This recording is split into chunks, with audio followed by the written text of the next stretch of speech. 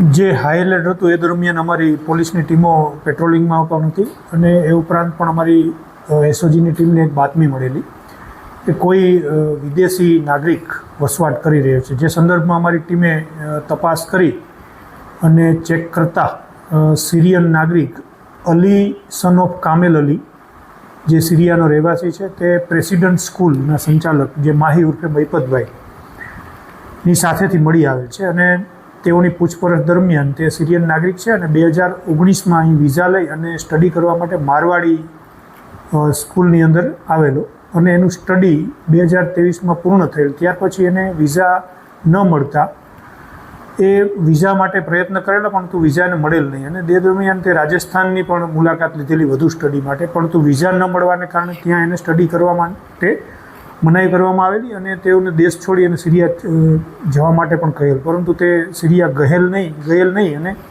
અહીં ગુજરાતમાં આવી અને પોતે ટિન્ડલ એપ્લિકેશન છે જે LGBT કોમ્યુનિટી ચલાવતા હોય છે અને પોતે પણ એવી પ્રવૃત્તિમાં ઓતપ્રોત હોય જેથી મૈપતભાઈ જે ઉર્ફે માહીના સંપર્કમાં આવેલ અને પોતાનું સ્ટડી પણ રાજકોટમાં થતું ન હોય જ્યારથી જેને લઈ અને તે રાજકોટ છોડી અને જામખંભાળિયાની અંદર પ્રેસિડન્ટ સ્કૂલ છે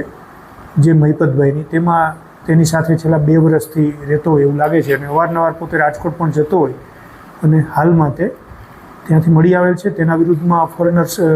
એક્ટ મુજબ ગુનો દાખલ કરી અને બંનેને અટક કરવામાં આવેલ છે. પ્રાથમિક તપાસમાં એવું જોવા મળે છે કે પોતે સ્ટડી કરવા માટે જ આવેલો હોય, પરંતુ બીજો કોઈ આશ્રય સ્થાન ન હોય અને પોતે તેની સાથે જે LGBT પ્રકારના સંબંધો એને માહી સાથે હોય, જેથી માહી એને આશ્રય પણ આપેલો અને નાનું મોટું કામ કરી અને સ્કૂલમાં એને મદદ કરે, જેના બદલામાં એને થોડા ઘણા પૈસા એને વાપરવા માટે આપતા હોય, જેથી બીજો કોઈ એને પોતાને આશ્રય સ્થાન ના હોય તેથી આની સાથે રહેલો એવું પ્રાથમિક દ્રષ્ટિએ જોવા મળે છે. પરંતુ અમે એની હજી સઘન પૂછપરછ કરીશું, એના બેંક એકાઉન્ટ, એની બીજી તમામ ફોન છે એની ફોરેન્સિક પણ કરાવશું